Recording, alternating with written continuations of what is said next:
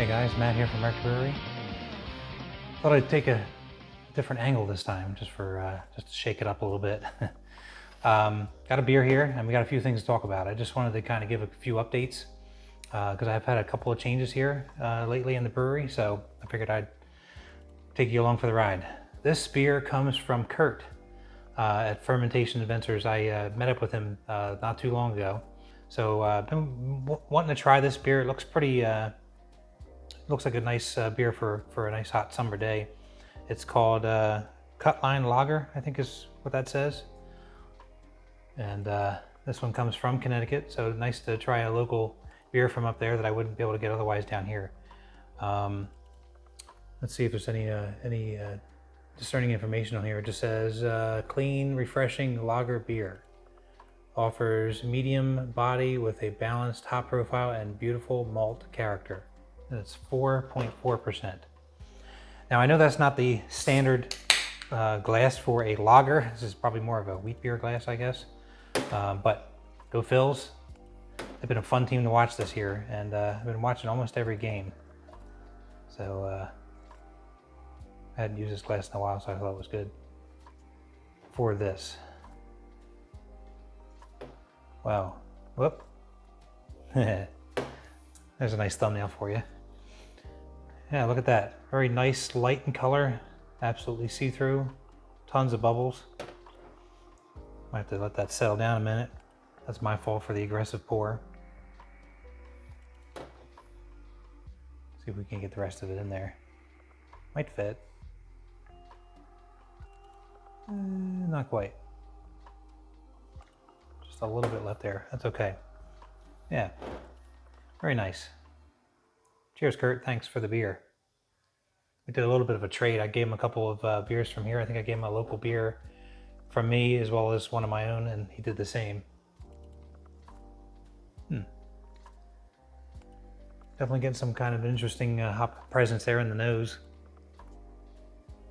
Let's go in for a taste.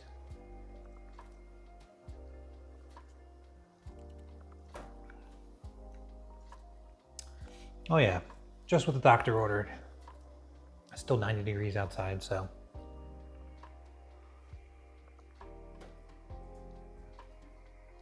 That's very nice. Well, we can top it off now. All right. So, a couple of updates. I'm going to go through some of the stuff I have here, and then I have some video that I'm going to tack onto the end of this, kind of showing some stuff I've been up to. So, I don't know if anybody's been paying attention over the last couple of years. On and off, I've been having some issues with this panel. Minor stuff, nothing earth-shattering, nothing enough to stop me from brewing. But basically, those temperature probes, the PIDs on there were reading a different temperature at times from what's been going on behind me. And the best way I can describe it is whenever I would flip the element selector switch back and forth quickly, so something like, let's say I was doing the HLT and then quickly switched it over to the boil. Not that I would do that very often, but if I were to do that really quickly or disturb the electronics behind the scenes, that I noticed that the temperature would start to fluctuate. It would move up or down like 10 degrees. Sometimes it would stay there, other times it would reset and be back normal again. Well, I was working with Cal from the electric brewery, and in our troubleshooting, he had me do some rewiring, recrimps of some of the wires and things like that, thinking maybe there was some extra resistance going on within maybe a bad crimp or a bad wire or something. That didn't prove to be the case. But during the troubleshooting, he had me actually rotate these PIDs, and there's two boards that are inside of here. Here's the old ones actually, and he was telling me that they're, if something goes wrong with them, a solder joint or something, just moving them a little bit will be enough to make it go haywire essentially if there's really a problem with it.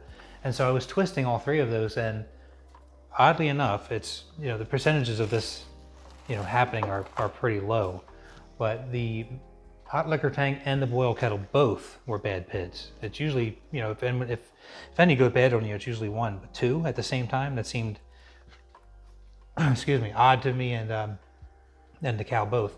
And sure enough, so from the back I was kind of twisting it like this, and every time I would do that on the front, the the temperature would start to go haywire, would swing like 50 degrees in one direction or another, and then it would of course reset. So he's like, just replace the PIDs. So I've replaced both PIDs. I had a brew day yesterday, and I had no issues. It was actually nice for a change to not be chasing the kettles around with a thermopen to make sure that what was reading on the panel was actually sure enough what was going on inside. At least with the mashed PID, I knew that was true because that one never gave me an issue. So as long as my mash was where I needed it to be during the mashing process, then I was good there. The thing that was really annoying was when the HLT would go haywire. Well, that kind of trickles everything down the line. Then my mash is going to be off. Sparge water might be off. Starting the brew day is. So I was sitting there with a thermopen every few minutes, just double checking to make sure the temperature hadn't moved. And there's a setting on these Auber PIDs. PB is the setting type, and that's the offset. And I found myself constantly changing that. So on the HLT, instead of the offset being the default 0, sometimes I'd have it set to 8, sometimes I'd have it set to 10. I think at one point I had it set as high as almost 20, just to make sure that the temperature was, what it's supposed to be. And I had tried everything over the last couple of years, just on and off. Again, not a major issue, so I kind of slowly troubleshooted this issue. Plus, I don't brew all that often. I try to brew once a month. Sometimes I go a couple months without. So it's just one of those things. It's like, if it's out of sight, out of mind. But when I was faced with it again, I troubleshooted it again. I've replaced my probes in the kettles, and I've not rewired. I redid the crimps and everything.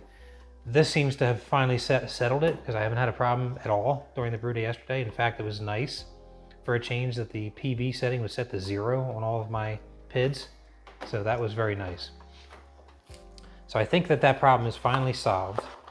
And I'll tell you what, for a electric brewery, the purpose of it being consistency, and this thing when it's working is, really, really consistent. Your temperatures are exactly where you want them to be. It's very frustrating when they're not. So I definitely wanted to get that resolved. The only other thing I really wanted to talk about, I've been brewing a lot lately. So I do have a couple of videos in the pipeline that I'd like to get out here. A couple of them I'm going to make a grain to glass. And I brewed the Russian Imperial Stout, Rasputin's Beard. I don't know if I'll do a grain to glass with that one just yet or not, or if I'll just kind of compile the brew day, because that's one of those beers that it's going to be a while before it's really at its prime. Right now it's just kind of settling out in secondary, so it's just going to age for months, and I'll just sort of forget about it.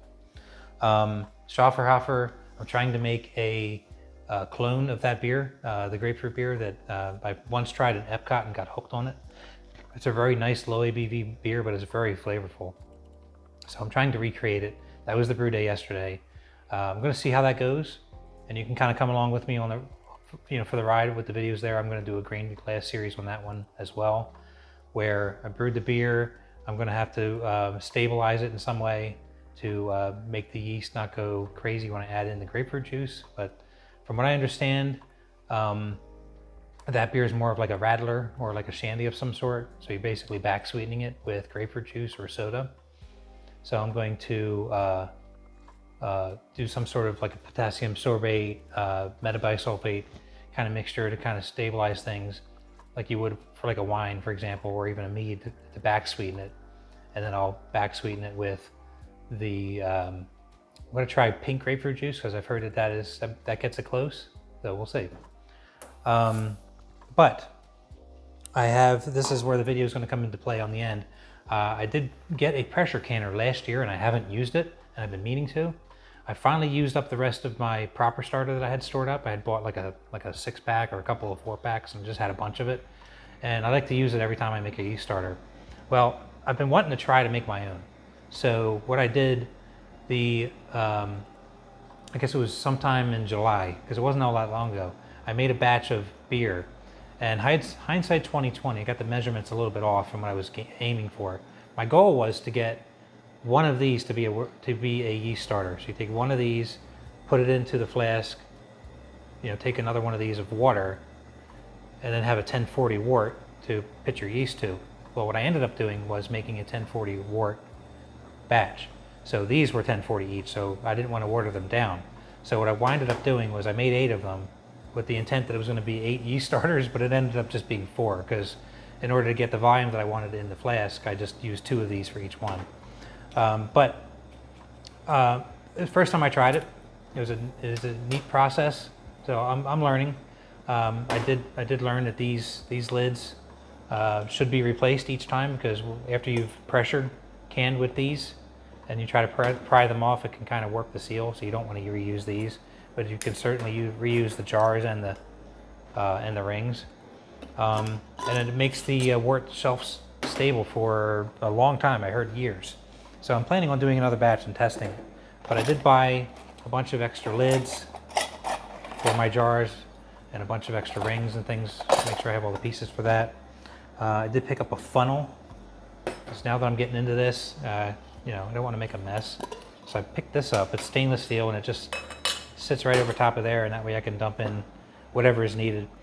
I've seen a lot of people make their yeast starters out of DME, and it makes the process easier and quicker. But I really like having everything all grain, so you know, I definitely have added on to my steps by doing that. But as you'll see in the video, and maybe I'll speed it up or something so this video isn't too long. But basically, I made a little mini mash in a cooler, like a little igloo cooler thing that I have, and then boiled it on the stove for like 20 minutes, 30 minutes or something to make sure it was, you know, kill off any nasties, and then poured that into each of these jars, and then used my pressure canner. Which, let me show you that real quick. I actually brought that out here too. It is the Tefal pressure canner, and I did use this, or again, I bought it last year, just haven't used it until recently. But basically, it has 3 settings on it.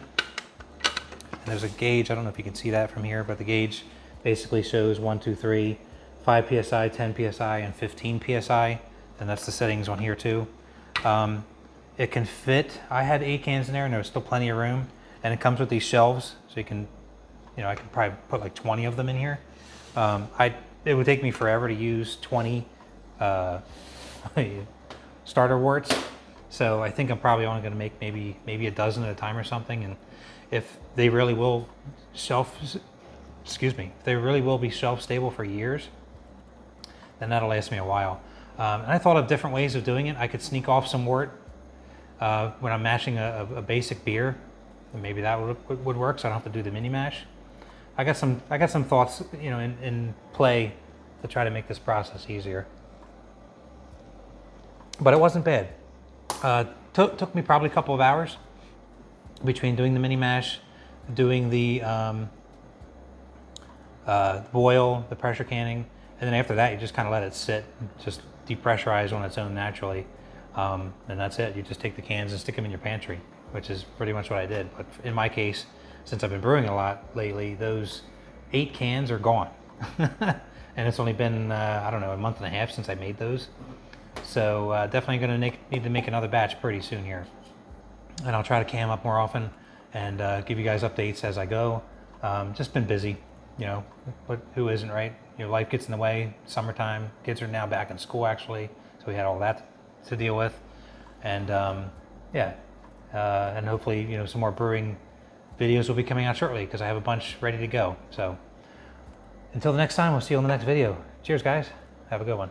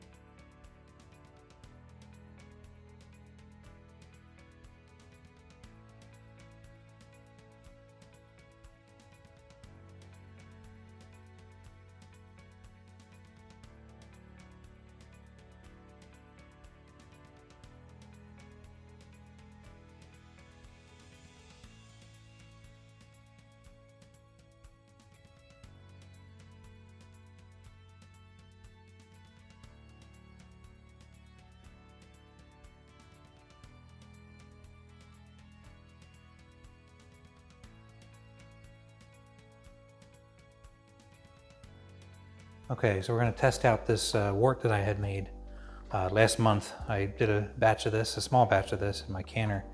And these are actually the last two that I have because I had realized that when I made this, I made it at 1040. So in order to fill up a full flask, I used two of these, so I don't have to water it down. So I have here, off camera, I got a flask full of star sand. Because I've been just sort of making sure it gets sanitized, and the stir bar and everything. Just dump out that star sand. And then here's the star bar on the side. So that's in there with the magnet. And then obviously this is sanitized now as well. So the yeast that I'm going to use for this next beer that I'm going to make, I'm trying to make a Schafferhofer grapefruit beer, like a clone. So I came up with a recipe that I think is close. We'll see how it turns out. But this is the Omega yeast Hefeweizen Ale. It's the OYL 021. I have used this before, I think with my watermelon wheat, and it turned out pretty good. So I'm going to give that another go. So what I like to do with this usually is, I have two of these, so I think what I'm going to do is pour one of these in, pour the yeast in, and then use the second to kind of rinse everything down. And these things are on there pretty tight. So that pressure canner really did a good job. Hang on just a second. Yeah, that is on there good. So that pressure canner works really well. I'll have to come up with a better system to take those lids off. Now those lids, once they're used like this, you can't use them again. The rings you can reuse. So go ahead and pour this in.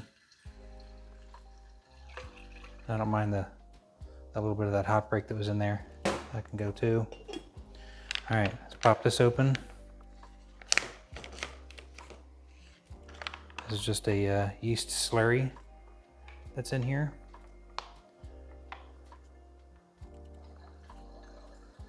I do think, yeah, I didn't really, you know what? I didn't really shake it up well enough, I guess, because there's some stuff there sticking on the bottom. So I think what I might do with this, pour the second one in here actually, and rinse it out that way. Dang. Yeah, I'm gonna have to definitely come up with a better system. I don't want to have to be prying that every time with a screwdriver. I'll go ahead and pour this in there. And I think we'll rinse that slurry out with the beer, or the wort in this case. A little more. I probably should have did a better job shaking this up. That's my bad.